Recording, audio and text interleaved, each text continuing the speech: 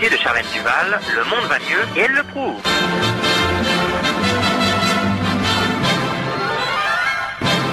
Semaine du 4 avril 2011. Énergie.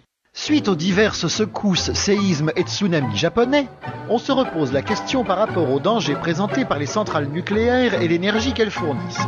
D'un côté, ce n'est qu'un simple petit nuage qui ne peut évidemment pas passer sur la France. De l'autre, c'est de l'eau légèrement contaminée qui s'écoule dans les océans et ne présente aucun danger ni pour les poissons ni pour l'homme. Alors, de quoi se plaint-on ? Pourquoi tant de polémiques sur quelques poussières radioactives ou sur un peu d'eau métallisée ? Le but de toutes ces manœuvres doit être d'empêcher les fabricants de centrales de faire leur travail. Je ne vois que ça, de la jalousie entre concurrents fabricants. Et si le nucléaire était mauvais pour l'homme, on nous l'aurait dit avant. Et dans ce cas, la sagesse qui caractérise l'être humain n'aurait jamais permis l'édification de ces centrales. Allons, un peu de sérieux tout de même. Tiens, une survivante d'Hiroshima parcourt le monde en présentant une conférence sur ce qu'est sa vie depuis août 1945, prouvant ainsi que le monde va mieux. Uranium, vanadium, on va faire la bombe. Moi je m'en fous, tu t'en fous, tant pis si ça tombe. Il vaut mieux, après tout, elle fait des colombes. Uranium et vanadium, on va faire la bombe.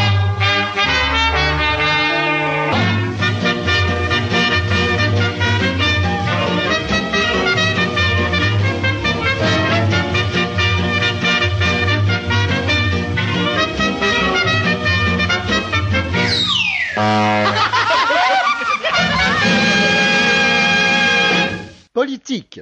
Aux marches du palais, le prétendu président Gbagbo est toujours là. J'admire la pugnacité d'un homme dévoué à son peuple. Bravant les armées mondiales, il ne cède pas à la pression et résiste à ceux qui ne comprennent pas sa mission terrestre, assurer le bien de la Côte d'Ivoire et de ses habitants. Oui, bien sûr, il y a en face l'autre président élu. Et alors, il y a suffisamment de travail pour deux, non ?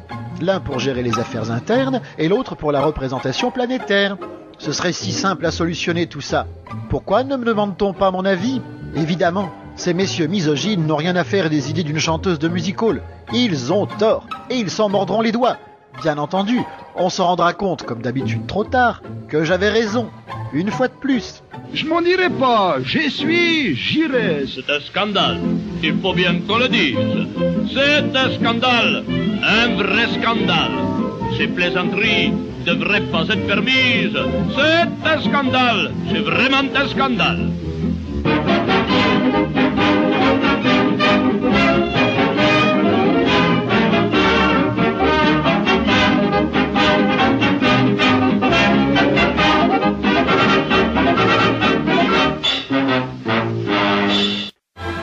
Savez-vous que je présenterai un tout nouveau récital le 2 mai prochain au 20e Théâtre à Paris ?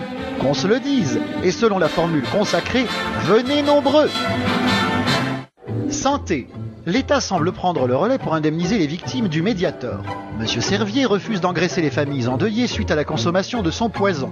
Et dire que des tests effectués avant la commercialisation du produit ont bien prouvé qu'il était sans danger. On se demande qui croire à la fin. Pour moi, c'est seulement une meilleure santé des malades qui motive le travail d'un laboratoire, non ?